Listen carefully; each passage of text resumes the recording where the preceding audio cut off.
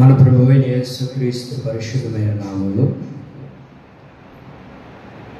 ఈ ఆదివారపు ఆరాధనకు దేవుని యొక్క సన్నిధికి వచ్చిన మీ అందరికీ నా నిండు హృదయపూర్వకమైన వందనాలు. దేవునికి స్తోత్రాలు. నా యేసయ్య మిమ్మల్ని కాపాడునుగాక, మీ అందరికీ ఆరోగ్యాన్ని కలగచేయునుగాక, మిమ్మల్ని అందరినీ ఆత్మలో వర్ధిలింప చేయునుగాక, అంతకంతకు మిమ్మల్ని నా యేసయ్య నడిపించునుగాక. ఆమేన్. పరిశుద్ధ గ్రంథంలో నుంచి హోషేయ గ్రంథం, యెషయా కాదు, హోషేయ గ్రంథం 13వ అధ్యాయము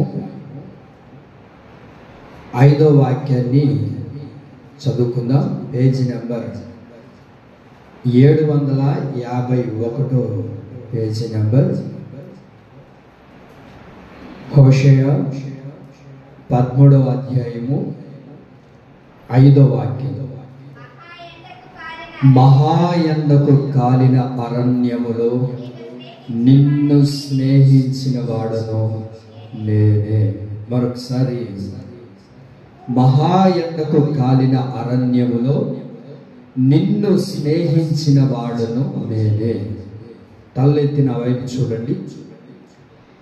ఈ రోజుకున్న ప్రాముఖ్యత ఏంటి అని అంటే, ఈరోజు స్నేహితుల దినోత్సవం, ఫ్రెండ్షిప్ డే. మనం చూస్తూ ఉంటాం, వాట్సాప్లో గ్రీటింగ్ కార్డ్స్ ఇస్తూ చేతికి బ్యాండేజ్ వేసుకొని ఈరోజు ఫ్రెండ్షిప్ డే, అందరికీ స్నేహితుల దినోత్సవం అని చెప్తూ ఉంటారు. అయితే ఈ ఆదివారం దినాన నేను ప్రకటిస్తున్న నజరేయుడైన యేసుక్రీస్తు ప్రభువు వారు చెప్తున్న బహు చక్కటి మాట, మహాయండకు కాలిన అరణ్యములో నిన్ను స్నేహించిన వాడను నేనే. ఈ స్నేహితుల దినోత్సవాన్ని మనం గమనిస్తూ ఉంటాం, చూస్తూ ఉంటాం. లోకంలో ఎవరు కూడా నమ్మదగిన స్నేహితులు లేరు. మన చెంతకు వచ్చి మాట్లాడే స్నేహితులు లేరు. మనతో పలకరించే స్నేహితులు లేరు. ఒకవేళ స్నేహితులు ఉన్నారు అని అంటే, వారు నీకున్న పలుకుబడిని చూసి నిన్ను స్నేహిస్తారు. వారు నీ దగ్గర ఉన్న ధనాన్ని చూసి స్నేహిస్తారు. నీ దగ్గర ఉన్న పేరును చూసి స్నేహిస్తారు. నీకు ఉన్న అందాన్ని చూసి స్నేహించేవారు లేకపోలేదు. అయితే ఈ లోకంలో ఎన్నో స్నేహాల్ని మనం గమనిస్తూ ఉంటాము, చూస్తూ ఉంటాం. అయితే ఈ దినాన ప్రభు మనతో మాట్లాడుతూ ఉన్నారు, నేను మిమ్మల్ని స్నేహిస్తూ ఉన్నాను, నేను మీకు స్నేహితుడిగా ఉంటూ ఉన్నాను. ఎన్నో స్నేహితుల్ని మనం చూస్తూ ఉంటాం. వీళ్ళు ఎవరు కూడా మన అక్కడికి రారు, మన అక్కర్ని తీర్చలేరు, మన కన్నీరును తొడవలేరు. ఎవరైనా ఉన్నారా? నాకు తెలిసినంత వరకు ఈ లోకంలో ఎవరు కూడా స్నేహితులు లేనే లేరండి. నమ్మదగిన స్నేహితులు ఎవరైనా ఉన్నారా? నాకు తెలిసినంత వరకు ఏమండి, ఎవరు కూడా స్నేహితులు అనేవారు ఉండరు. ఒకవేళ నీతో స్నేహం చేస్తున్నారు అని అంటే, నీ దగ్గర ఏదో ఆశించి నీతో స్నేహం చేస్తారు. ఒకవేళ నీతో స్నేహం చేస్తున్నారంటే నీతో అవసరం ఉండే స్నేహం చేస్తారు. నీ దగ్గర ఏదో కోరుకుని నీతో స్నేహం చేస్తారు. ఎందుకు స్నేహం చేయలేకపోతున్నారు అని అంటే, స్నేహం చేసే వాళ్ళని మనం గమనించగలిగితే, ఎందుకండి స్నేహితుడు అనబడేది ఏంటయ్యా అంటే, ప్రతిదీ చెప్పగలగాలి. స్నేహితుడికి అన్నీ చెప్పుకోవాలి. ఎందుకు ఈ రోజున ప్రతి వ్యక్తి కూడా స్నేహం చేయలేకపోతున్నాడు, వారికి చెప్పలేకపోతున్నాడు అని అంటే, ఏమోనండి, ఒక విషయం నేను కానీ వారికి చెప్పగలిగితే నన్ను ఏం చేస్తున్నారు, నా పరిస్థితులన్నిటిని తెలుసుకొని వారికి అవసరత వచ్చినప్పుడు, వారికి అక్కర వచ్చినప్పుడు నా విషయాలన్నీ బయట పెడేస్తూ ఉన్నారు. నమ్మదగిన స్నేహితుడు భూలోకంలో ఎవరూ లేరండి. అయితే నేను ప్రకటిస్తున్న ప్రభువైన యేసుక్రీస్తు ప్రభులు వారు ఎవరో తెలుసా? మహాయండకు కాలిన అరణ్యములో నిన్ను స్నేహించిన వాడను నేనే. క్రైస్తవ్యాన్ని ఒకసారి మనం తొంగి చూడగలిగితే, ఆత్మీయుల్ని మనం ఒకసారి పరిశీలన చేయగలిగితే ఈ రోజున ఆత్మీయులు కూడా ఏమైపోయి ఉన్నారు అని అంటే లోకముతో స్నేహం చేస్తూ ఉన్నారు, లోక స్నేహంతో కలిసిపోయి ఉన్నారు. డబ్బుతో స్నేహం చేసే వాళ్ళు లేకపోలేదు, అన్ని జనులతో స్నేహం చేసే వాళ్ళు లేకపోలేదు. అయితే ఈ స్నేహం చేసిన అనేక మంది ఆత్మీయులు జీవితంలో మనం పరిశీలన చేయగలిగితే దుష్ట సాంగత్యము మంచి నడవడికను చెరిపివేస్తూ ఉంది. నీవు ఎవరితో స్నేహం చేస్తూ ఉన్నావో ఒకసారి ఆలోచించు. అందుకే లోకంలో ఒక నానుడు ఉంది, నీ స్నేహితుడు ఎవరో చెప్పు, నీ గురించి నేను చెప్తాను. నీ స్నేహితుడు ఎవరో నీకు తెలియగలిగితే నీవు ఎవరితో స్నేహం చేస్తున్నావో, నీ అలవాట్లు ఏంటి, నీ నడవడికి ఏంటి, నీ మంచి చెడ్డ ఏంటో చెప్పగలుగుతావు.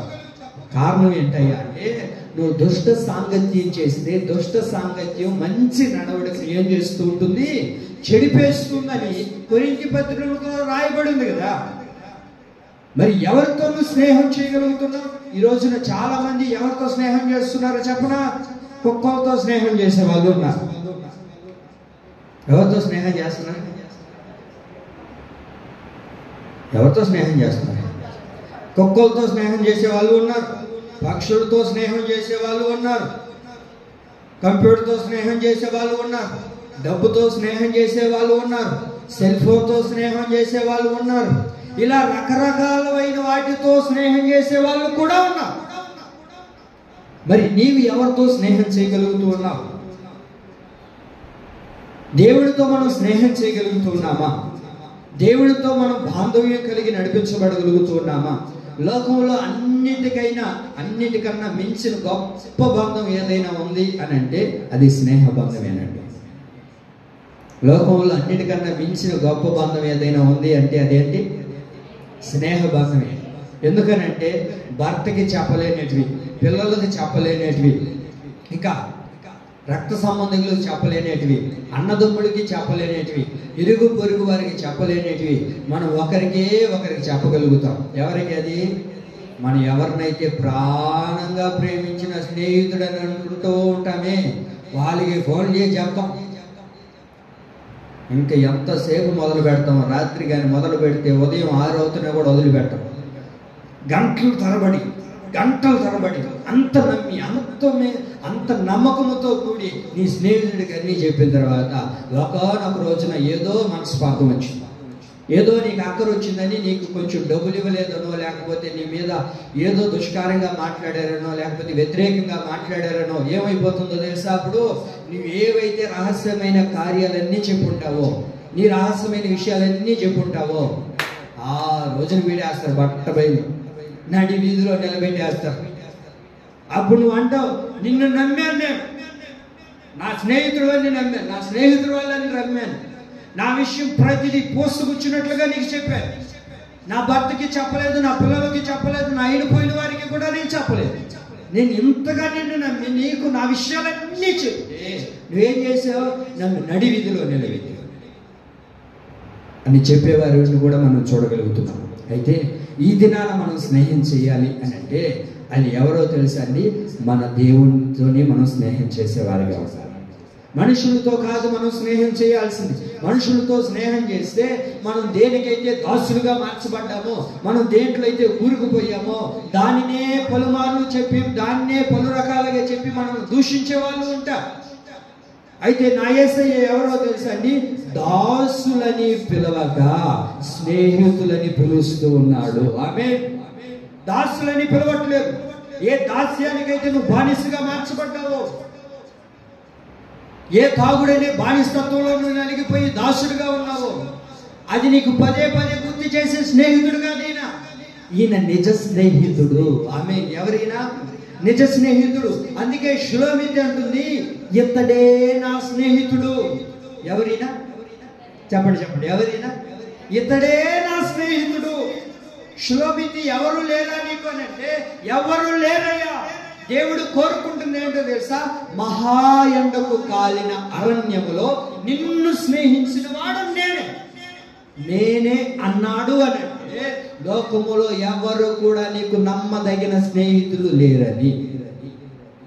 ఆయన మాత్రమే స్నేహితుడు.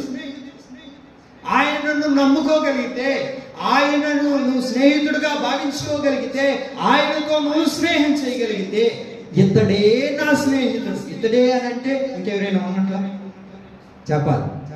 ఎవరైనా ఉంటే నాకు ఇంకా ఎంతమంది స్నేహితులు?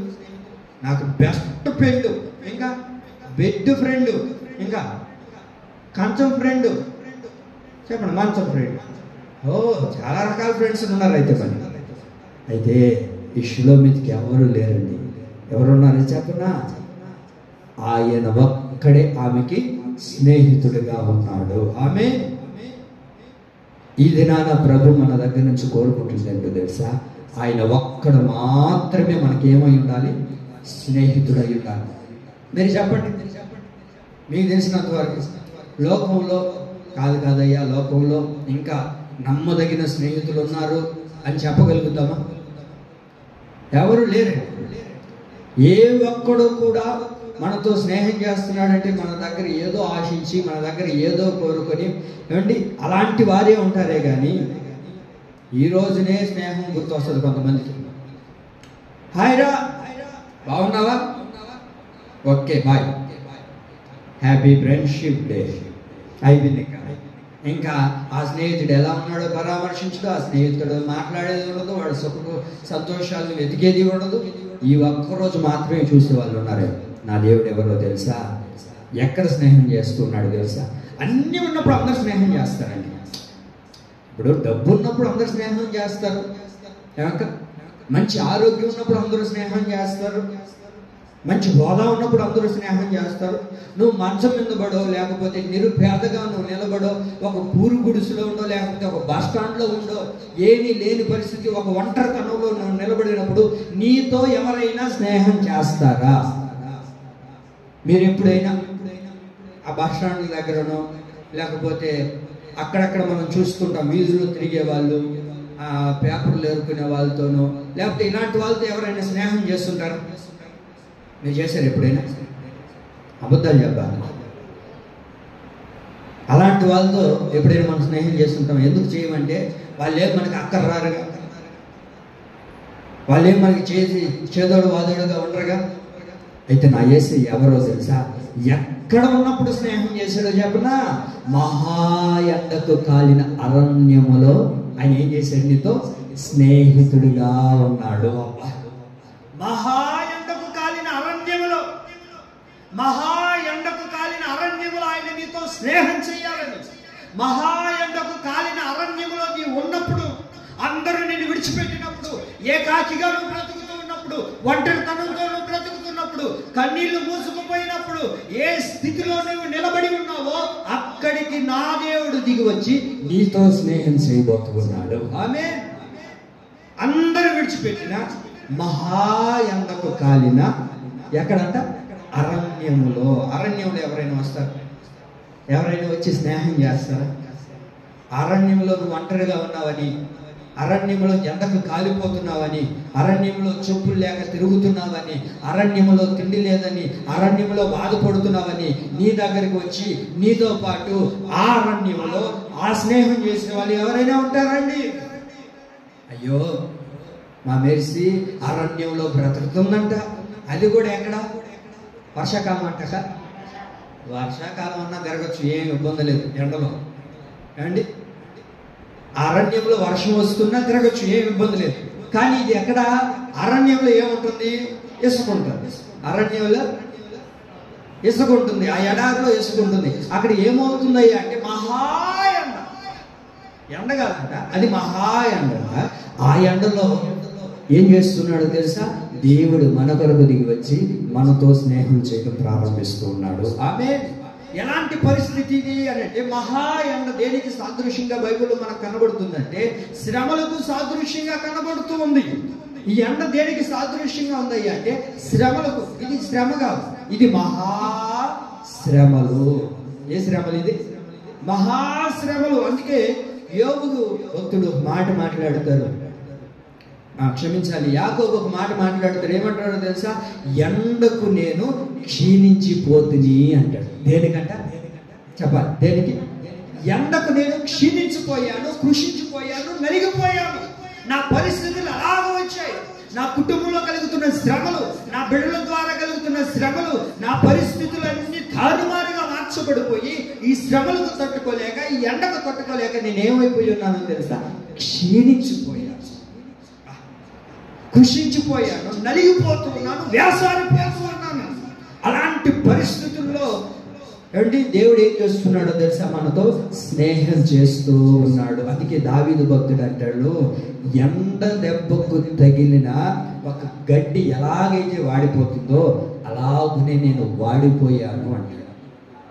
గడ్డి ఎలాగైతే వాడిపోతుందో, ఎండిపోతుందో, ఈ ఎండ తగలడం ద్వారా అనేక మంది ఫలించాల్సిన వారు, పచ్చగా వెలగవలసిన వారు, పచ్చగా కనబడవలసిన వారు, కలగా ఉండవలసిన వారు, సంతోషంగా ఉండవలసిన వారు ఈ ఎండ కలగడం ద్వారా ఏమైపోతూ ఉన్నారు? ఈ రోజున వాడిపోతూ ఉన్నారు, నలిగిపోతూ ఉన్నారు, ఎండిపోతూ ఉన్నారు. నా దేవుడి ప్రియులారా, అలాంటి పరిస్థితుల్లో దేవుడు మనతో ఏం చేస్తున్నాడు తెలుసా? స్నేహం చేస్తూ ఉన్నాడు. ఆమె అందుకే మత్తయి సువార్తలో శిష్యులు అంటారు, అయ్యే ఎండకు ఎంత బాధకు మేము అప్పగించబడ్డాము, ఇంత బాధను ఈ ఎండ ద్వారా మేము అనుభవిస్తూ ఉన్నాము. ఎండ అనగా చెప్పాలి, శ్రమలు. ఇది ఏం చేస్తుంది? మమ్మల్ని బాధ పెడుతుంది, బాధకు గురైపోయాం. ఈ ఎండకు మేము తట్టుకోలేకపోతున్నాం, బాధల్లో నలిగిపోతున్నాం, బాధని అనుభవిస్తూ ఉన్నాం. అమ్మాయి, నువ్వెవరివి? నేను ఎవరు అనుకున్నా? నేను సౌందర్యవతిరాలు. ఎవరు నేను? సౌందర్యవతిరాలే. కానీ ఇప్పుడు నేనేమైపోయాను తెలుసా? ఎండ తగిలి నల్లని దానిగా మార్చబడ్డాను. దేనివల్ల నువ్వు ఎండ తగిలి ఇలాగ, దేని ద్వారా ఇలాగ అయిపోయావు అని అంటే, ఎండ తగలడం ద్వారా నేనేమైపోయాను? నల్లని దానిగా మార్చబడ్డాను. నా కలర్ మారిపోయింది, నా జీవితం మారిపోయింది, నా పరిస్థితులు మారిపోయాయి. కారణం ఏంటో తెలుసా అండి? ఎండ. ఈ శ్రమలు ఎవరికైతే కలుగుతున్నాయో, ఈ బాధ ఎవరిలో అయితే జీవితంలో కలుగుతున్నాయో, ఈ ఎండ కలగడం ద్వారా క్షీణించిపోతున్నాం, బాధపడిపోతున్నాం, ఎండిపోతున్నాం, కృషించిపోతున్నాం, బాధల్లో వెలిగిపోతూ ఉంటే నా యేసయ్య అన్న మాట ఏంటో తెలుసా? మహా ఎండకు కాలిన అరణ్యములో నిన్ను స్నేహించిన వాడు నేను.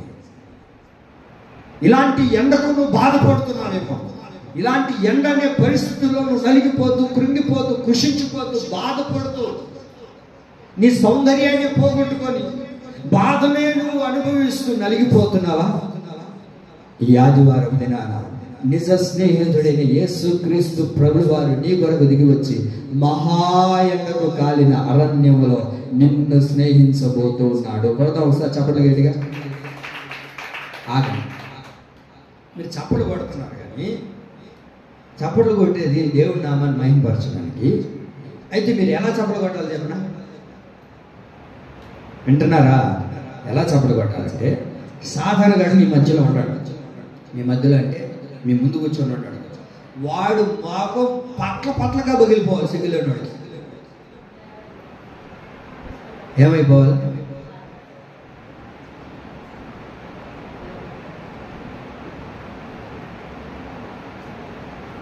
స్టార్ట్ చేశానాక చెప్పేదా?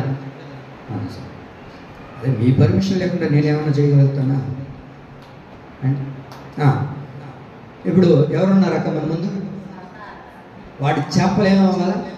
సిగ్గులోనోడికి వాయిస్ పోవాలి, మీ దగ్గర నుంచి ఎగిరిపోవాలి. వేస్తున్నాము. ఆమె పడదాం సార్, చెప్పలు గట్టిగా అయితే మొహం అంటే పగిలిపోవాలి. సిగ్గులోనోడు వాడు ఎప్పుడు మన దగ్గరే కూర్చొని ఉంటాడండి. వాడికి ఏం పని లేదు. ఎందుకు తెలుసా? మన వాక్యాన్ని దొంగిలించాలి, మనం నిద్రపోవడానికి వస్తుంటాడు. వాడు మొహం అంటే పగిలిపోవాలి. ఓకేనా? మంచిది. మహా ఎండకు కాలిన అరణ్యములో నిన్ను స్నేహించిన వాడును నేను. మన స్నేహితుడు మనతో స్నేహం చేస్తూ ఉన్నాడు. ఆయన ఏది కూడా మనకు దాచి ఉంచలేదండి. ఆయన ఏది కూడా మనకు దాచి ఉంచేవాడు కాదండి. అందుకే తండ్రి నాకు ఏది చెప్పాడు అవన్నీ మీకు చెప్తూ ఉన్నాను, అవన్నీ నేను మీకు తెలియజేస్తూ ఉన్నాను. నాకంటే మీరు ఏం చేస్తారో చెప్పనా? నాకంటే మీరు మహా గొప్ప కార్యాలు చేస్తారు. నాకంటే మీరు మహా గొప్ప కార్యాలు చేస్తారు. అద్భుతమైన కార్యాలు మీ ద్వారా జరుగుతాయి అని దేవుడు శిష్యులతో చెప్తూ ఉన్నట్లుగా మనం చూడగలుగుతూ ఉన్నాము, వింటూ ఉన్నాము కూడా. అయితే దేవుని ప్రియులారా, మనతో స్నేహం చేస్తున్న దేవుడు ఎవరో తెలుసా? ఏది కూడా మన దగ్గర దాచిపెట్టేవాడు కాదు. ఏది మన దగ్గర ఆయన దాచిపెట్టాడు, అన్నీ చెప్తాడు. ఆయన కంటే మనల్ని గొప్పవాడుగా ఉంచాలనే దేవుడు ఆశపడుతూ ఉన్నాడు. ఆయన కంటే గొప్ప గొప్ప కార్యాలు చేయాలని, గొప్ప గొప్ప కార్యాలు మనం అనుభవించాలని దేవుడు మన ద్వారా ఆశపడుతూ ఉన్నాడు. కనుక మన స్నేహితుడు మనకు ఏం చేస్తాడు? మన స్నేహితుడు ఎవరక్క? మన స్నేహితుడు మనం ఆరాధిస్తున్న దేవుడే మన స్నేహితుడు. ఆయన మాత్రమే నిజ స్నేహితుడు. ఆయన తప్ప మరొకరు ఈ లోకంలో స్నేహితులు అనబడడానికి ఎవరు లేరండి.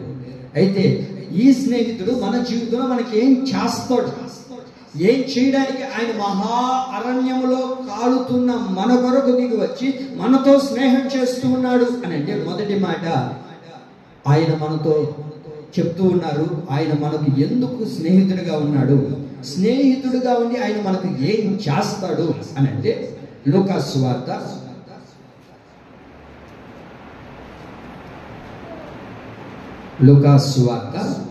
11వ అధ్యాయము 5 నుంచి 13 వరకు. లూకా సువార్త 11:5 నుంచి 13 వరకు మీరు ఇంటికి వెళ్ళిన తర్వాత చదువుకోనండి. అయితే ఇప్పుడు 8వ వాక్యాన్ని మనం చదువుకుందాం.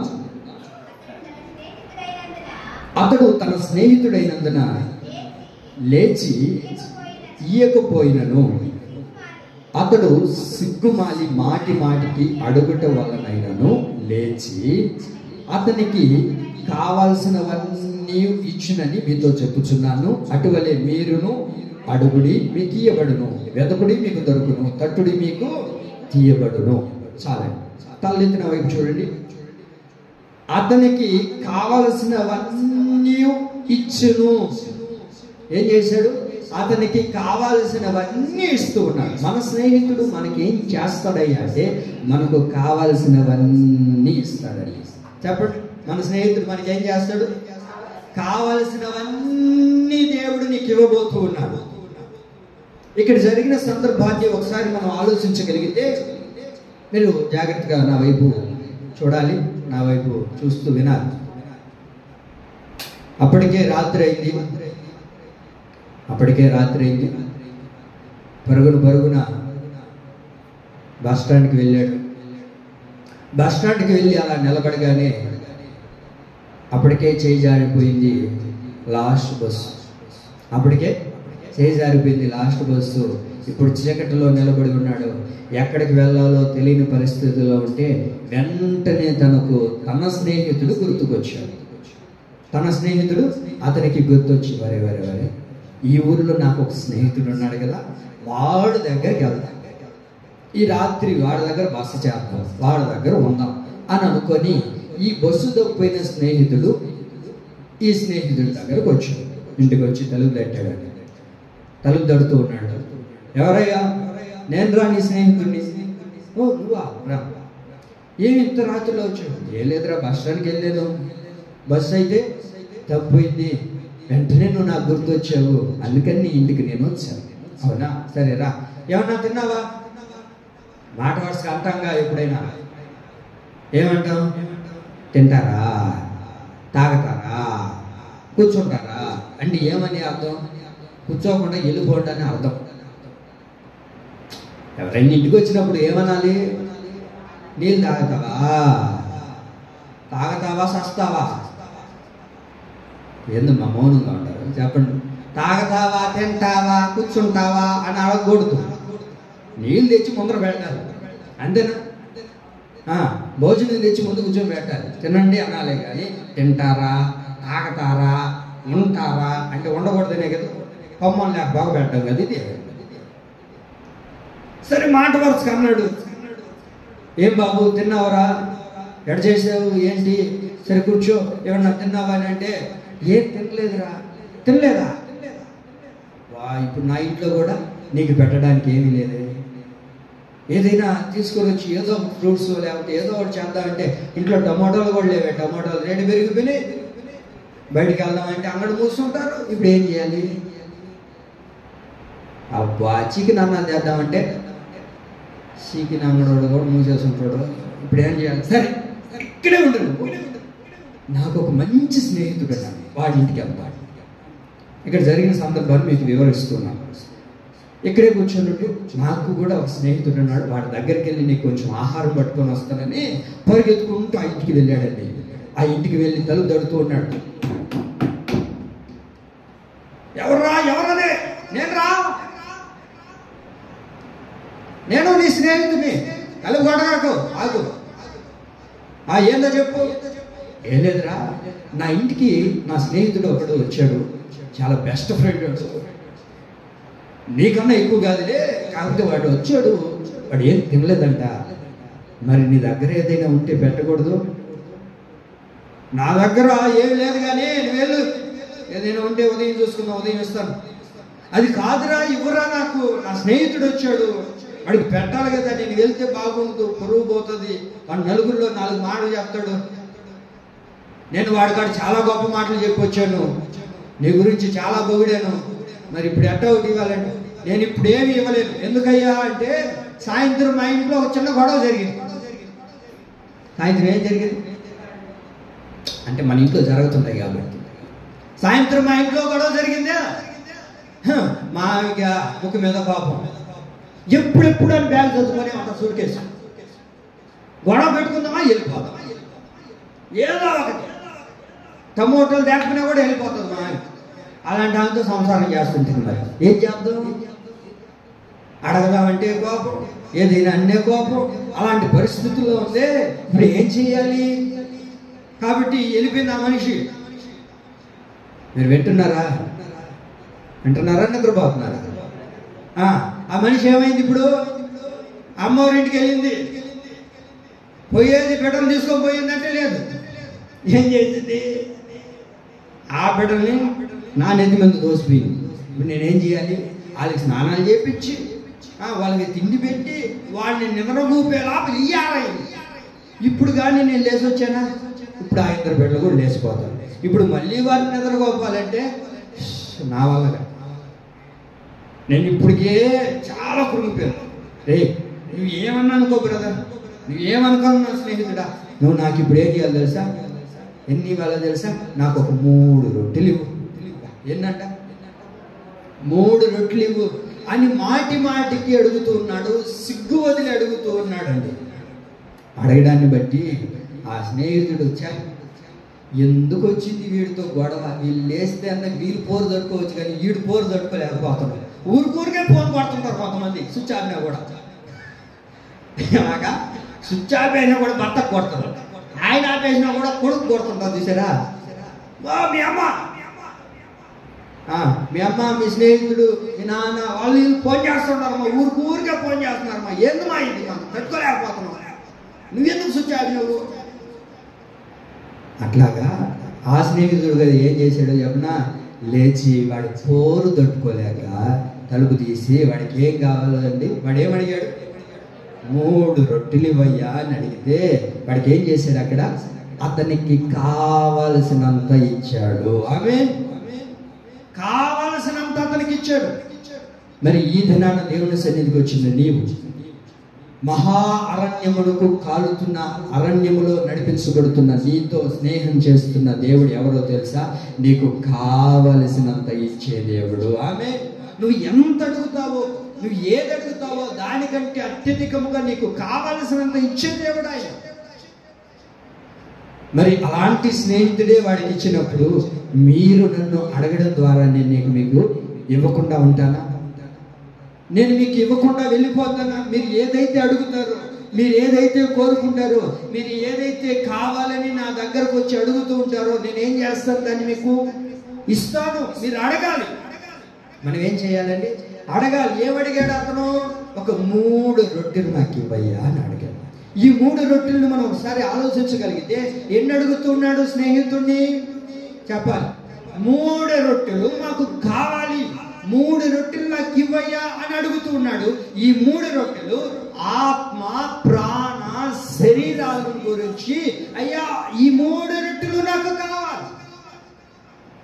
ప్రాణ, ఆత్మ, శరీరాలకు నాకు ఒక 3 రొట్టెలు కావాలి. అవి బలపరచబడాలి. ప్రాణ, ఆత్మ, శరీరాలు ఏం చేయబడాలో తెలుసండి, బలపరచబడాలి. అందుకని ఈ 3 రొట్టెలు నాకు కావాలి. ఈ 3 రొట్టెలను బైబిల్లో మనం క్షుణ్ణంగా పరిశీలించగలిగితే ఈ 3 రొట్టెలు ఏంటయ్యా అంటే, ఒకటి స్వస్థత, రెండోది ఆశీర్వాదం, మూడోది పరిశుద్ధాత్మ అనే 3 రొట్టెల్ని స్నేహితుడు తన స్నేహితుడిని అడుగుతూ ఉన్నాడు. మీరు ఒకసారి విన్నారు కదా, మీకు ఒకవేళ అర్థం కాకపోతే మళ్ళా యూట్యూబ్లో పెట్టినప్పుడు వినండి. 3 రొట్టెలను అడుగుతూ ఉన్నాడు. ఈ 3 రొట్టెలు, ఒకటి స్వస్థత, రెండోది ఆశీర్వాదం, మూడోది పరిశుద్ధాత్మ. ఈ 3 రొట్టెల్ని తను అడుగుతూ ఉన్నాడు. అడగడం మనం దేవుని దగ్గర మొరపెట్టాలండి. అడిగేది మనకు తెలియాలి. ఈ రోజున అడిగేది తెలియట్లేదు చాలా మందికి. అడగట్లేదు దేవుని సన్నిధిలో. దేవుని సన్నిధిలో నువ్వు అడగగలిగితే ఆ స్నేహితుడిని ఏం చేస్తున్నాడు తెలుసా అండి, సిగ్గుమాలి అనేక పర్యాయాలు తన స్నేహితుడిని అడుగుతూ ఉన్నాడు. తన స్నేహితుడి దగ్గర గోజారుతూ ఉన్నాడు, నాకు ఇది కావాలి, నువ్వు ఇవ్వాల్సిందే. మరి నీ స్నేహితుడైన యేసుక్రీస్తు ప్రభుల వారిని నువ్వు అడగగలుగుతూ ఉన్నావా? నువ్వు మొరపెట్టగలుగుతూ ఉన్నావా? నువ్వు గోజారగలుగుతూ ఉన్నావా? కానాను స్త్రీ యేసు ప్రభు దగ్గరికి తన కుమార్తెల గురించి చెప్తూ ఉంది, అయ్యా నా కుమార్తె దయ్యము బట్టి ఉందయ్యా, దయ్యము బట్టి అల్లాడుతూ ఉంది. నా బిడ్డ ఇప్పుడు స్వస్థత పొందుకోవాలి, నా బిడ్డ ఇప్పుడు ఆరోగ్యాన్ని పొందుకోవాలి. నువ్వు ఎలాగైనా సరే ఆ రొట్టెని దంచు. అందుకే యేసు ప్రభు అంటారు, అక్కడ యేసు ప్రభుని పలకరిస్తూ ఉంటున్నాము. యేసు ప్రభుని పదే పలకరిస్తూ ఉంటున్నప్పుడు కూడా యేసు ప్రభు ఎలా ఉన్నాడో తెలుసా, పట్టి పట్టనట్టున్నాడు, వినిపించి వినబడినట్టు ఉన్నాడు. యేసు ప్రభుని అడుగుతుంది, అయ్యా నా కుమార్తె దయ్యం పట్టుందయ్యా. యేసు ప్రభు ఎలా ఉన్నాడు, పట్టి పట్టనట్టు, విని విననట్టు, ఇది నాకు సంబంధం లేదులే అన్నట్టు. ఒకవేళ పాస్టర్ గారు కానీ అట్టుంటే నన్ను ఉండిస్తారా, లేపేస్తారా? డైరెక్ట్గా అడిగేనా? ఒకవేళ నేను ఎప్పుడైనా పట్టించుకోకపోయినా, ఒకవేళ మాట్లాడకపోయినా, ఒకరోజు అట్లా ఉన్నా సరే ఇంకెట్లా యేసు ప్రభు కూడా ఏమండి అట్లాగే ఉంటే, ఒక ఆయన ఉన్నాడుగా, ఎవరు పేదరు వచ్చి అంటారు, అయ్యా అవంత గోజారుతుంది కదా, అంతగా బ్రతిమలాడుతుంది కదా, నువ్వు ఎందుకు విని వినట్టున్నావు, చూసి చూడనట్టున్నావు? పేదరు, ఆగయ్యా నువ్వు ఆగు, నాకు అన్నీ తెలుసుగా, దానికి కొంచెం సమయం ఉంది. అప్పుడు ఆమెతో వచ్చి అన్న మాట ఏంటో తెలుసా? ఆమెతో వచ్చిన అన్న మాట ఏంటో తెలుసా అండి, పిల్లల రొట్టె కుక్కలకి వేయడం న్యాయమేనా? అంటే ఇది ఏంటి సూచిస్తుందంటే, ఆరోగ్యాన్ని సూచిస్తూ ఉంది. ఈ రొట్టె దేనికి సాదృశ్యంగా కనబడుతుంది అయ్యా అంటే, స్వస్థతకు సాదృశ్యంగా కనబడుతుంది. మరి దేవుని సన్నిధికి వచ్చిన నీవు ఈ స్వస్థత అనే రొట్టెను పొందుకోగలుగుతున్నావా?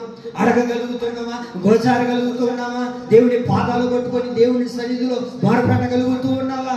అడగడం ముఖ్యం. పిల్లలు లేస్తారే, లేకపోతే ఏమవుతుందో, నలుగురు లేస్తారేమో, నలుగురు చూస్తారేమో, ఇదేంటి గోళ అని అనుకోలేదు ఆ స్నేహితుడు. మాటికి సిగ్గు వదిలి ఆ స్నేహితుడిని అడుగుతూ ఉన్నాడు. మరి ఏ రోజైనా దేవుడి దగ్గర నువ్వు అడగగలుగుతావా? గోజారగలుగుతావా? అడగలేకపోతున్నా. అడిగేది మనకు తెలియదు. ఏదో ఒక 5 నిమిషాలు అడిగేసి వెళ్ళిపోతూ ఉంటాం. లాస్ట్ ఆ తర్వాత ఏమంటారు, లాస్ట్ అండ్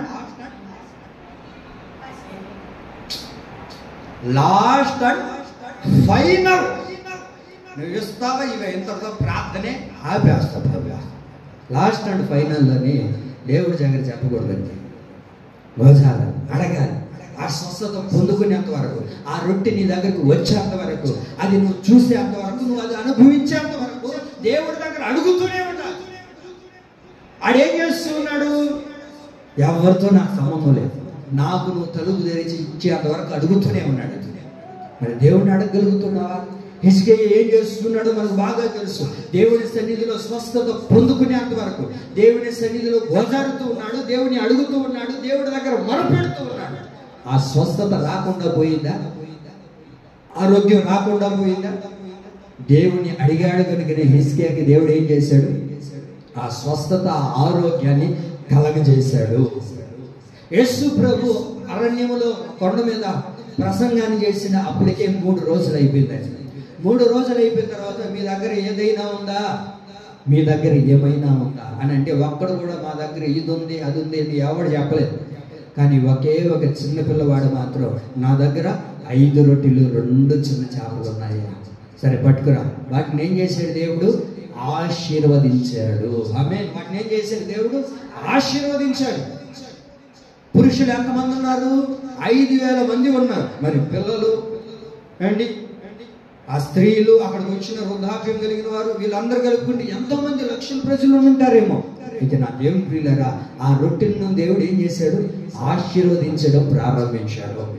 ఆశీర్వాదం పొందుకోవడం నీకు తెలిసి ఉండాలి, అడగడం మనకు తెలిసి ఉండాలండి. ముఖ్యంగా యాకోబు ఏం చేస్తున్నాడు? బాబు తెల్లవారైపోతుంది, నన్ను విడిచిపెట్టు, తెల్లవారైపోతుంది, నన్ను వదులు అని అంటుంటే, నువ్వు ఆశీర్వదిస్తే తప్పనే నిన్ను విడిచిపెట్టనయ్యా. కాలు పట్టుకొని లాగుతూ ఉన్నాడు దేవుడు, అడుగుతూ ఉన్నాడు, గోజారుతూ ఉన్నాడు. మరి దేవుడిని అడగగలుగుతున్నామా? గోజారగలుగుతున్నామా? అది పొందుకునేంత వరకు మనం అడుగుతూనే ఉండాలి. అది పొందుకునేంత వరకు మనం ఏం చేయాలి? అడుగుతూనే ఉండాలి. ఆశీర్వాదం ఇవ్వాలి నాకంతే. అప్పుడప్పుడు మనం వెళ్తుంటాంగా, యాడికి? అమ్మవారింటికి వెళ్తాంగా. వెళ్ళి ఏం చెప్తాం? ఇంక లాస్ట్ మూమెంట్ అయిపోవచ్చింది. ఎప్పటికే నేను టైం దగ్గరికి వచ్చేసింది. రమ్మంటుంది. ఏంది? గుంట రమ్మంటుంది. ఆ విషయం తెలుసుకున్నాను. ఊరికి ఉంటావో పోయి కొంచెంసేపు ఏడొస్తావు, 1 గంట సేపు అవుతుంది. గంట అయిన తర్వాత కూర్చొని అదే మా అక్కడ కయ్యలు ఉన్నాయి కదా, పెద్దోడికి చిన్నోడికి పోతుంది. నాకు కూడా వాళ్ళు ఏమి ఇవ్వరు, వాళ్ళే కొట్లాడుకుంటారేమో. మరి నా పరిస్థితి ఏంది? అడగమా? చెప్పండి, అడగరా? ఖచ్చితంగా అడుగుతారు. ఆ ఇసుక దాకా అడుగుతారు.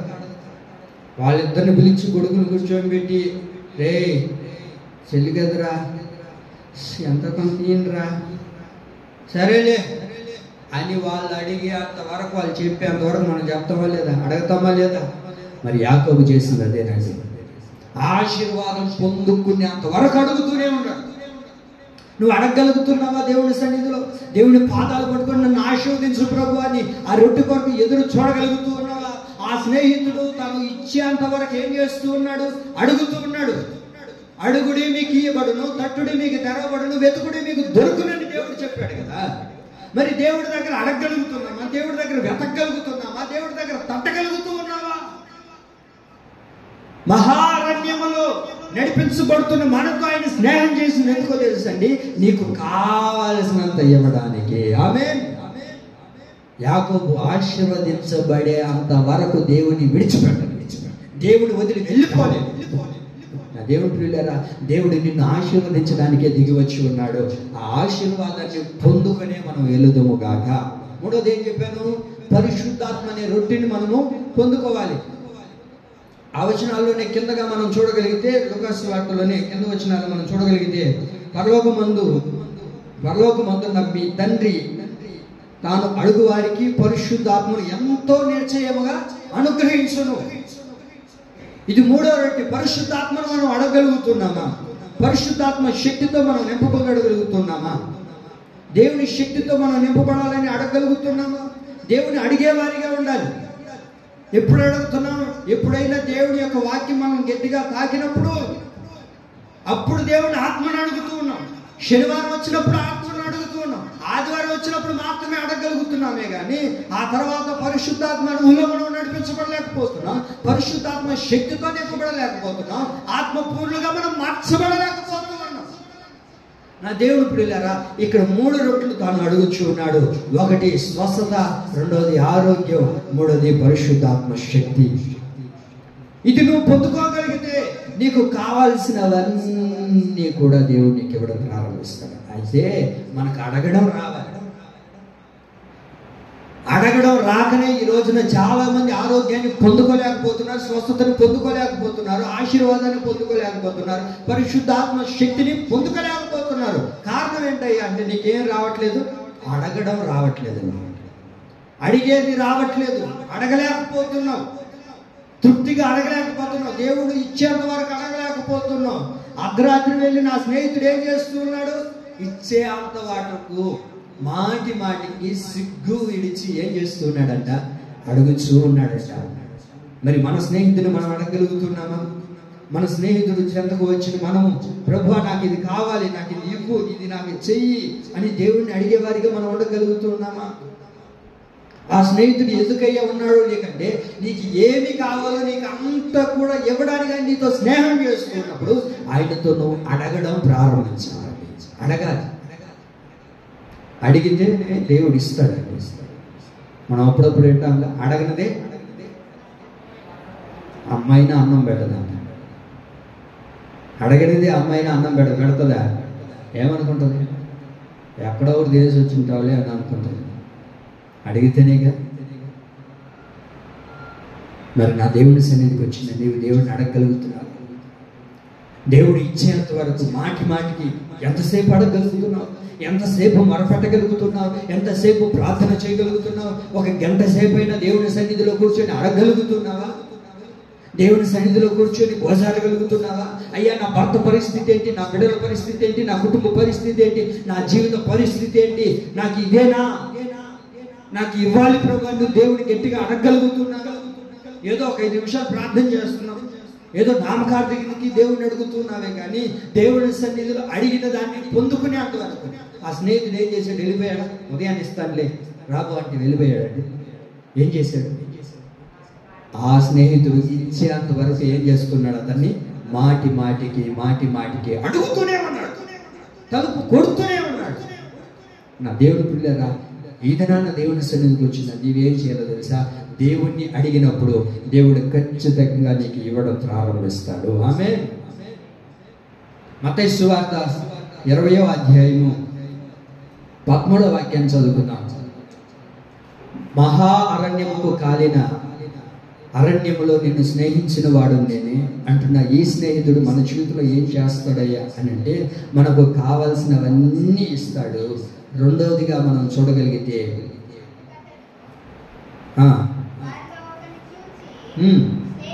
స్నేహితుడా, నేను నీకు అన్యాయము చేయలేదు. చాలా. ఈ స్నేహితుడు మన జీవితంలో ఏం చేస్తాడయ్యా అని అంటే, ఏం చేస్తాడో చెప్పనా? న్యాయం చేసే దేవుడు. ఏం చేస్తాడు ఈయన? న్యాయం చేస్తాడు. నేను నీకు అన్యాయము చేయలేదు, అన్యాయము చేసేవాడును కాదు నేను. ఈయన ఎవరయ్యా? న్యాయం చేసే దేవుడు. ఈ స్నేహితుడు ఎవరు? న్యాయం చేసే దేవుడు అండి. అన్యాయాన్ని చేసే దేవుడు కాదు ఈయన. అన్యాయాన్ని తలపెట్టే దేవుడు కాదు ఈయన. ఏదైనా వ్యాపారం చేస్తున్నప్పుడు ఏం చేస్తామో చెప్పనా? నా ఫ్రెండ్ అండి, నాకు నమ్మకమైన స్నేహితుడు అండి. ఇప్పుడు మేమేం చేస్తున్నాం తెలుసా? ఒక వ్యాపారాన్ని ప్రారంభిస్తున్నాం. ఈ వ్యాపారం చేసేటప్పుడు మేమేం చేస్తున్నాం తెలుసా? చెప్పండి. వ్యాపారం చేసేటప్పుడు ఏం చేస్తాం? పార్ట్నరు ఏ షిప్ అది? ఆ షిప్లో పోతారు. ఆ షిప్లో పోయేది ఎందుకు? మునగడానికి. ఏ షిప్ అది? పార్ట్నర్షిప్ అయ్యా. ఏం ఒంటరిగా చేయలేము. ఎంతో మందిని మనం చూస్తూ ఉన్నాం. పార్ట్నర్షిప్లు పెట్టుకొని ఏమైపోయారు? మునిగిపోయిన వారు ఉన్నారు. పార్ట్నర్షిప్లు పెట్టుకొని కూలిపోయిన వారు ఉన్నారు. పార్ట్నర్షిప్లు పెట్టుకొని అన్యాయం అయిపోయిన వాళ్ళు ఉన్నారు. పార్ట్నర్షిప్లు పెట్టుకొని షిప్లోనే కొట్టుకుపోయిన వాళ్ళు కూడా ఉన్నారు. ఈ షిప్లో ఎంతో మంది ప్రాణాలు తీసుకున్న వాళ్ళు కూడా ఉన్నారు. అయితే నా దేవుడు ఎవరో తెలుసా? అండి? నీతో స్నేహం చేసి నీకు న్యాయం చేయగలిగిన స్నేహితుడు. ఆయన అన్యాయం చేసేవాడు కాదు. అందుకనే నేను కూడా ఎవరైనా చెప్పారనుకోండి, ఇదిగోండి అయ్యా మేము పలానా వ్యాపారం చేయాలనుకుంటున్నాం, పలాంది చేయాలనుకుంటున్నాం అని అంటే, మీరు ఎప్పుడు కూడా పార్ట్నర్షిప్లు పెట్టుకోవద్దమ్మా. నీకు ఎంత ఉందో అంతే పెట్టుకో. వాడితో పెట్టుకుంటే వాడు కొంచెం చేస్తాడయ్యా, మేము కొంచెం తెచ్చుకుంటానయ్యా, ఆ తర్వాత 4 రూపాయలు వచ్చిన తర్వాత వాడు మూట కట్టుకొని వెళ్ళిపోతాడయ్యా, నన్ను అడిగి ఇదిలో నిలబెడితే అది నాకు సంతోషం అయ్యా, అప్పుడు నాకు చల్లగా ఉంటుందయ్యా. ఎందుకు అప్పుడు ఏడ్చుకుంటా కూర్చుంటావు కాదు. అందుకే ఎవరిని నమ్మకూడదు, ఎవరిని నీ పార్ట్నర్ అని చెప్పుకొని దాంట్లో దించుకోకూడదు. ఆ మధ్య ఎక్కడో చీటీ పాట అని చెప్పినాడంట. అందరి దగ్గర డబ్బు వేసుకున్నాడంట. అందరి దగ్గర డబ్బు తీసుకొని అందరికి ఇచ్చేస్తానని చెప్పి ఉదయానికల్లా అందరు రండి మా ఇంటికి ఇచ్చేస్తానని చెప్పి రాత్రి జంప్. ఇప్పుడు ఏం చేస్తున్నారో తెలుసా? వచ్చిన వాళ్ళందరూ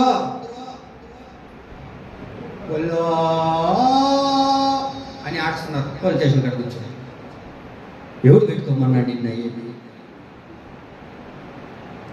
మనుషులు అన్యాయం చేస్తారండి, వాళ్ళు నైజం అది. ఏ స్నేహితుడైనా అన్యాయం చేసేవాళ్ళే కానీ ఎవరు కూడా మనకు న్యాయం చేసేవాళ్ళు లేరు. మనం అనేక సందర్భాల్లో ఏం చెప్తాం తెలుసా? దేవుడు నాకు అన్యాయం చేశాడండి, దేవుడు నాకు అన్యాయం చేశాడండి. ఏమన్యాయం చేశాడు అమ్మా? నీగా ఏమన్యాయం చేశాడు? దేవుడు అన్యాయం చేసేవాడు కాదు కదా. ఆయన న్యాయం చేయగలిగిన దేవుడు, న్యాయాన్ని చేసే దేవుడు, న్యాయాన్ని తీర్చగలిగిన దేవుడు కదా. అందుకే ఆ స్నేహితుడు ఏం చేస్తున్నాడు? స్నేహితుడా, నేను నీకు అన్యాయం చేయలేదు. మన దేవుడు ఎప్పుడు కూడా మనకు అన్యాయం చేయలేదండి, అన్యాయం చేయడు కూడా. మనమే చెప్తుంటాం, దేవుడు నాకు అన్యాయం చేశాడు, నా భర్తను దూరం చేశాడు, అన్యాయం చేశాడు, నా పిల్లలను దూరం చేశాడు, నా కుటుంబాన్ని దూరం చేశాడు, దేవుడు నాకు ఏడ న్యాయం చేశాడు, దేవుడు అనేవంటే న్యాయం చేయడు. ఆయన ఎప్పుడు అన్యాయం చేసేవాడు కాదండి. ఒకే ఒక రోజులో బిడ్డలను పోగొట్టుకున్నాడు, నేలమట్టంగా మార్చబడ్డాడు, ఉన్న ఆస్తి పోయింది, సమస్తము పోయింది. సమస్తము పోయి రోడ్లో నిలబడి ఏకాకిగా నిలబడ్డాడు. ఎవరు లేరు, అందరూ పోయారు. అయ్యగారికి అందరూ పోయారు, అందరు చేతులు చేశారు. అలాంటి హీనమైన పరిస్థితుల్లో నిలబెడితే కుక్కలు వచ్చి తన శరీరాన్ని ఆగుతూ ఉన్నప్పుడు దేవుడు నాకు అన్యాయం చేశాడు. నిద్ర బాబా, నేను అరవలేదు. మీరు నిద్రపోతే నేను అరస్తాను, మీరు లేస్తేనే నేను అరవలేదు. అదే లాజిక్, మీరు గుర్తుపట్టాలి. అర్థమైందా? కాబట్టి ఏమయ్యాడు? ఏమంటాడు? దేవుడు నన్ను అన్యాయం చేశాడు అన్నాడా? బహు చక్కటి మాట దేవుడు అంటారు యోగుడి గురించి. ఏమండి? దేవుడు నాకు అన్యాయము చేసేనని చెప్పలేదు. ఆమేన్. దేవుడు నాకు అన్యాయం చేశాడని చెప్పలేదండి. వాస్తవానికి మనమైతే ఏం చెప్తాం? అదే పరిస్థితిలో ఉంటే బిడ్డలు పోయారా, ఆస్తి పోయిందా, అన్నీ పోయాయా, ఏమైపోయాడు? వీధిలో నిలబడి అనారోగ్యంతో బాధపడుతుంటే ఎవరైనా ఈ మాట చెప్పగలుగుతారా? దేవుడు నాకు అన్యాయం చెయ్యలేదు అని. ఒక చిన్న సమస్య వస్తే, ఒక చిన్న బాధ కలిగితేనే దేవుడు నాకు అన్యాయం చేశాడు, దేవుడు నాకు అన్యాయం చేశాడు, దేవుడు నాకు అన్యాయం చేశాడు. ఇదేగా మనం మాట్లాడేది. నోరు తెరిస్తే ఇదే, నోరు తెరిస్తే దేవుడు నాకు ఏం చేశాడని. దేవుడు నాకు ఏం చేశాడు పాస్టర్ గారు? ఏం చేశాడు? అక్కడ అన్యాయమే చేశాడు దేవుడు నాకు. అదేగా మనం మాట్లాడేది. ఏవో అలా మాట్లాడలేదండి, ఆ మాట చెప్పలేదు అని రాయకూడదు. మరి దేవుని సన్నిధికి వచ్చిన నీవు అలా ఉండగలుగుతున్నావు. దేవుడు ఎప్పుడు కూడా మనకి ఏం చేస్తాడంట? న్యాయము చేయగలిగిన దేవుడు. అందుకే యోగు స్నేహితులు అంటారు, అన్యాయము చేయట అసంభవం. ఆయనకి రాదని, అన్యాయం చేయలేడు, అన్యాయం చేయట అసంభవం. ఎందును బట్టి ఈ పరిస్థితి కలిగిందో, ఏదో గొప్ప మేలును దాచి ఉంచాడు దేవుడు నీ కొరకు. యోగు దిగులు చెందదు. అన్యాయము చేయుట అసంభవము, అసంభవము అని అన్యాయం చేయలేడండి. నీ నీతికి తగినట్లే దేవుడు నీకు చేస్తాడు. దేవుడు ఏం చేస్తాడు? మన నీతికి తగినట్లే, మన పవిత్రతకు తగినట్లే, మన ఊహకు తగినట్లే, మనం ఎలాగైతే దేవుని సన్నిధిలో జీవిస్తున్నామో దానికి తగినట్లే దేవుడు నీకు న్యాయం చేస్తాడు. కానీ ఎప్పుడు కూడా అన్యాయము చేసే దేవుడు కానే కాదు. హెబ్రీ పత్రిక 6వ అధ్యాయం 10వ వాక్యం చదవండి ఒకసారి. దేవుడు నాకు అన్యాయం చేశాడు, దేవుడు నన్ను మర్చిపోయాడు, దేవుడు నన్ను వదిలేశాడు అని అంటూ ఉంటాం మనం. చూడండి 6వ అధ్యాయం 10వ వాక్యం.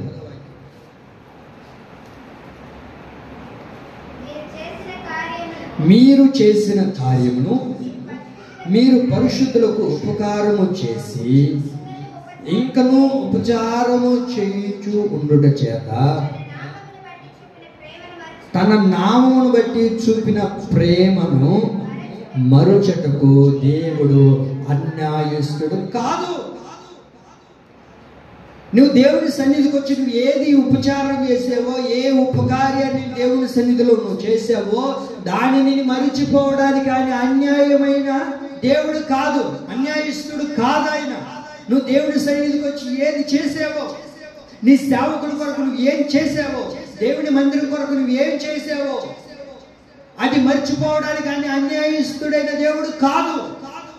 నువ్వు దశమ భాగం ఇస్తే దేవుడు గుర్తుపెట్టుకుంటాడు, నువ్వు కృతజ్ఞతార్పణలు చెల్లిస్తే దేవుడు గుర్తుపెట్టుకుంటాడు, నువ్వు దేవుడి మందిరానికి ఏ అవసరం ఉందో దాన్ని తీరిస్తే దేవుడు గుర్తుపెట్టుకుంటాడు. అది మరిచిపోవుటకు దేవుడు అన్యాయస్తుడు కాదు. నువ్వు ఏ నీతితో నడిపించబడతావో దానికి తగినట్లుగానే దేవుడు నీకు న్యాయం చేయడం ప్రారంభిస్తాడు. ఆమేన్. అందుకే మన వాళ్ళు చెప్తారుగా, ఏ కొలతో కొలుస్తామో అదే కొలత మనకు కూడా ఉంటుంది. నువ్వు దేవుని సన్నిధిలో నీ సేవకుల కొరకు నువ్వేం చేసావో దాన్ని దేవుడు గుర్తుపెట్టుకుంటాడు. అదే కదా దేవుడు అంటాడు, నా పేరట వచ్చిన వారికి నీవు నీళ్ళు ఇస్తేనే చెప్పండి చెప్పాలమ్మా, నీళ్ళు ఇస్తేనే దేవుడు ఏం చేస్తాడు? పరలోక రాజ్యంలో దేవుడు వారికి స్థానం ఇస్తానన్నాడే, వారిని ఆశీర్వదిస్తానన్నాడే. ఏమిస్తే? మీరు ఈ మాట గుర్తుపెట్టుకోవాలి. ఏమిస్తే? నీళ్ళు ఇస్తేనే అంతటి ఆశీర్వాదం అంటే మరి భోజనం పెడితే చెప్పండి, అర్థమైందా?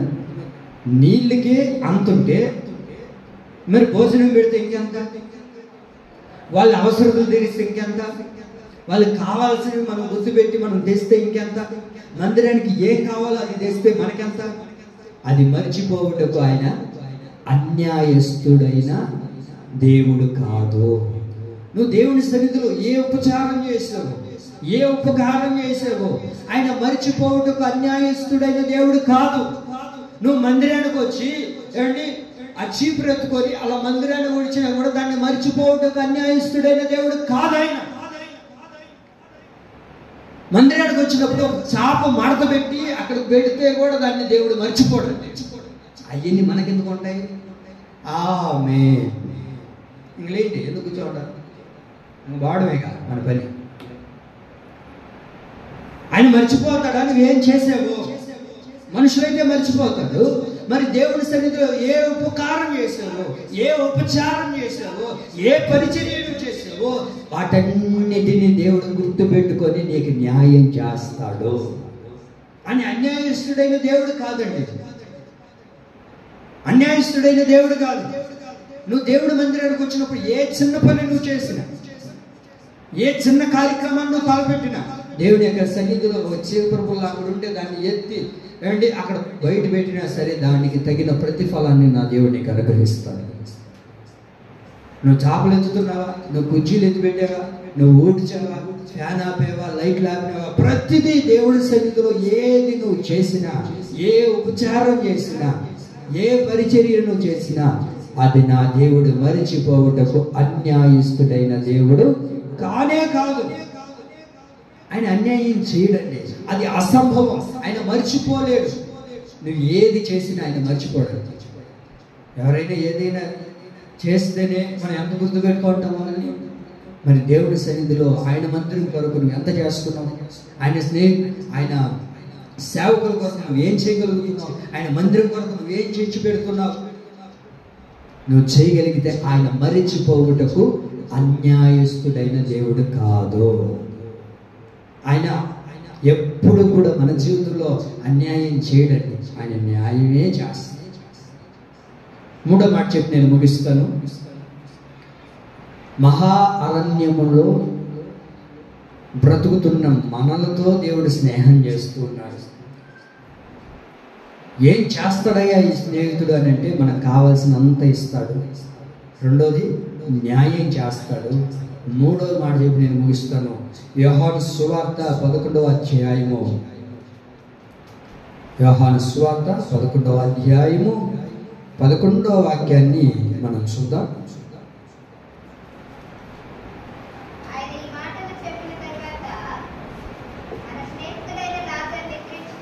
చూడండి, మన స్నేహితుడైన లాజరు నిద్రించుచున్నాడు, అతన్ని మేలు కొల్పడానికి మనం వెళ్దాం.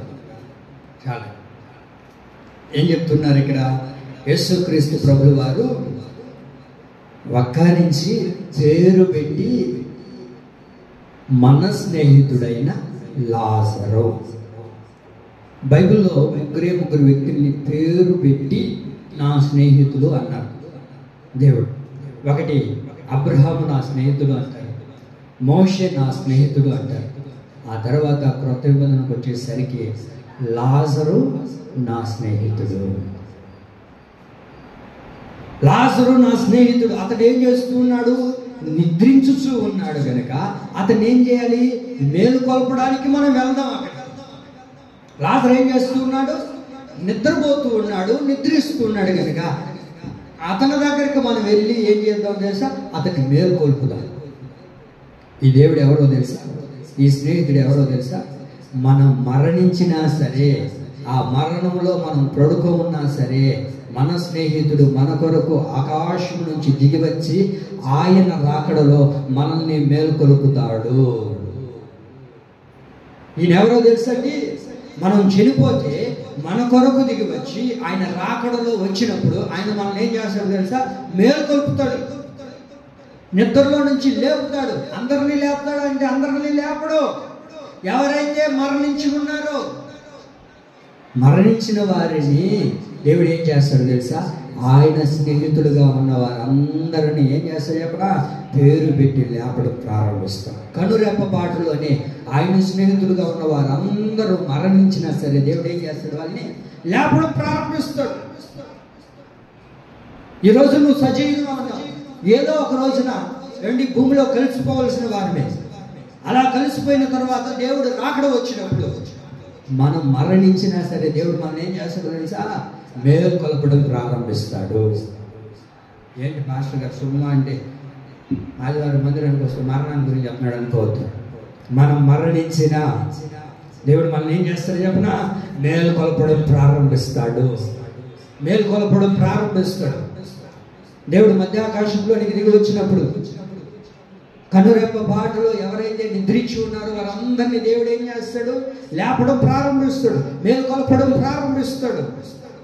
నీవు లేపబడితే అండి, నీవు లేపబడితే దేవుని యొక్క సన్నిధిలోనికి చేర్చబడడం ప్రారంభిస్తాం. మరి లేపబడుతున్నామా? ఒకసారి ఆలోచించండి. దేవుని స్నేహితులుగా మనం పిలువబడాలి. దేవుడు మన గురించి చెప్పాలి. మన స్నేహితుడు ఏం చేస్తున్నాడు? నిద్రించుచూ ఉన్నాడు. అతని దగ్గరికి వెళ్ళి మనం ఇప్పుడు ఏం చేయాలి? మేలుకొల్పాలి. మీరు గమనించండి, యేసు ప్రభు ఆ సమాధి దగ్గరికి వచ్చాడు. సమాధి దగ్గరికి వచ్చినప్పుడు అక్క ఏం చేసిందో చెప్పనా? మొత్తం జుట్టేస్తుంది. మంచి కాటన్ కూడా తీసుకొని వచ్చి ఎక్కడ కూడా శరీరం అంత కూడా కనబడకుండా నడినెత్తి నుంచి అరికాల వరకు మొత్తం జుట్టేస్తుంది. అంతా జుట్టేసి సమాధిలో పడుకోబెట్టింది. సమాధిలో పడుకోబెట్టిందా లేదా? పడుకోబెట్టి. ఇప్పుడు యేసు ప్రభు ఎక్కడికి వచ్చారు? సమాధి దగ్గరికి వచ్చి లేచి బయటికి రా అని అన్నాడా? అన్నాడు. ఎందుకు అని అంటే ఆయన లేచి రమ్మంటే అందరు లేచి వస్తారు. లేచి రమ్మంటే ఆయన మాట ద్వారా ఏం కలుగుతుంది? సమస్తము కలుగుతుంది. అక్కడికి వెళ్ళి లేచిరా అంటే అందరు లేచి వస్తారు. ఏదిరా అందరు లేచి వచ్చినాడు? నువ్వు లేచి రమ్మని మేము వస్తాం. నీ మాటలో అంత జీవం ఉంది. నీ మాటలో అంత జీవం ఉంది. మరణించిన వాడు సహితం లేచి రాగలుగుతాడు. అయితే నా యేసయ్య అన్న మాట ఏంటి తెలుసా? లాజరు బయటికి రా, లాజరు బయటికి రా అన్న వెంటనే ఏమండి మీరు గమనించండి, అంత జుట్టేస్తున్నారు, కాళ్ళ వరకు చుట్టేస్తున్నారు. మరి ఎలా నడిచి వచ్చాడు? లోపల ఎవరైనా వెళ్ళి రాయి మీరు పోయి కట్లు కొట్టి నేను వాడిని పిలుస్తాను వాడు వస్తాడు అన్నాడు ఆ దేవుడు. ఆ మాటకి ఏమైపోయాడు? ఆకర్షించబడ్డాడు. ఆమె ఏం చేయబడ్డాడు? ఆకర్షించబడ్డాడు. రేపటి దినాన మనం కూడా మరణించినప్పుడు, సమాధిలో నిద్రిస్తూ ఉన్నప్పుడు, ఆయన రాకడ వచ్చినప్పుడు మనం ఆయన స్వరం వినిన వెంటనే మనం కూడా ఏమవుతుందో తెలుసా? ఆయన చెంతకు ఆకర్షితులుగా మార్చబడతాము. ఆమేన్. ఆయన రాకడ వచ్చినప్పుడు ఒకవేళ మనం మరణించుకున్న సజీవులుగా ఉన్నా ఆయన స్నేహితులు అనబడితే ఖచ్చితంగా మనం కూడా ఆయనకి ఏమైపోతాము? ఆకర్షితులుగా మార్చబడిపోతాం. అనేక మంది ఏమైపోయారయ్యా అంటే ఎత్తబడలేకపోయారు అని రాయబడి. వాళ్ళు ఎందుకు ఎత్తబడలేకపోయారు అని అంటే ఈ స్వరాన్ని వినలేకపోయారు. మరి దేవుని స్వరాన్ని విన్న లాజరు ఏమయ్యాడు? ఆకర్షించబడ్డాడు. ఆ తర్వాత అక్కేం చేసింది? కూటమి పెట్టింది. ఏం చేసింది? కృతజ్ఞత కొడుకు పెట్టింది. కృతజ్ఞత కొడుకులో ఏం జరిగిందో చెప్పనా? ఇప్పుడు లాజరు ఎక్కడున్నాడో తెలుసా? లాజరు ఎక్కడున్నాడు? యేసయ్య ప్రక్కన కూర్చొని భోజనం చేస్తున్నాడు. కొడతాను చప్పటి గట్టిగా ఒకసారి. దేవుడికి మహిమ కలుగును గాక. ఏం చేస్తున్నాడు? లాజరు ఎక్కడున్నాడు? యేసయ్య ప్రక్కన కూర్చొని ఉన్నాడు భోజనాలు. మరి నీవు నేను లేపబడితే, లేపబడిన వాళ్ళు ఎక్కడుంటారో చెప్పనా? లేపబడిన వారు దేవుని కుడి పార్శ్వమున కూర్చొని ఉంటారు. లేపబడిన వారు దేవుని కుడి పార్శ్వమున కూర్చొని ఉంటారు. మరి నేను లేపబడాలి, ఆ స్నేహితుడు సంఖ్యలోనికి నేను కూడా చేర్చబడాలి. లాజరు నా స్నేహితుడా బయటికి రమ్ము అన్నట్లుగా నన్ను కూడా ఆయన స్నేహితుడిగా మార్చుకోవాలి అని అంటే దేవుని ఆజ్ఞలను పాటించాలి, దేవుని వాక్యానుసారంగా జీవించాలి, దేవునికి అనుగుణంగా బ్రతకాలి, దేవుని మార్గంలో నడిపించబడాలి. మారు మనసు పొంది రక్షించబడి బాప్తిసం పొందుకొని ఆయన ప్రభు వల్ల ఆరాధనలో చేవేసే వ్యక్తిగా నువ్వు మారాలి. మారు మనసు పొందాలి, రక్షించబడాలి, బాప్తిసం పొందుకోవాలి, దేవుని సంఘంలో చేర్చబడాలి. చేర్చబడిన మనం అందరూ ఏమవుతామో తెలుసా? ఆ బల్లలో కూర్చోగలుగుతాం. బల్లలో ఎవరైతే చేవేస్తారో వారు ఏమవుతారో చెప్పనా? నిత్య జీవానికి వారసులుగా మార్చబడతారు. ఆమేన్. ఏదో తాత్కాలానికి ఏదో ఆదివారం వచ్చి ఆదివారం తీసుకొని మరి కొంతమంది అసలు బాప్తిసం తీసుకొని కూడా ప్రభు వల్ల ఆరాధనలో చెయ్యవేయట్లేదు అని అంటే, దాన్ని భుజించట్లేదు అని అంటే వాళ్ళు ఏం లేదని తెలుసా? జీవము లేదు. ఏం లేదు వాళ్ళు. యోహాను సువార్త 6:54 చదవండి ఒకసారి. యోహాను సువార్త 6:54.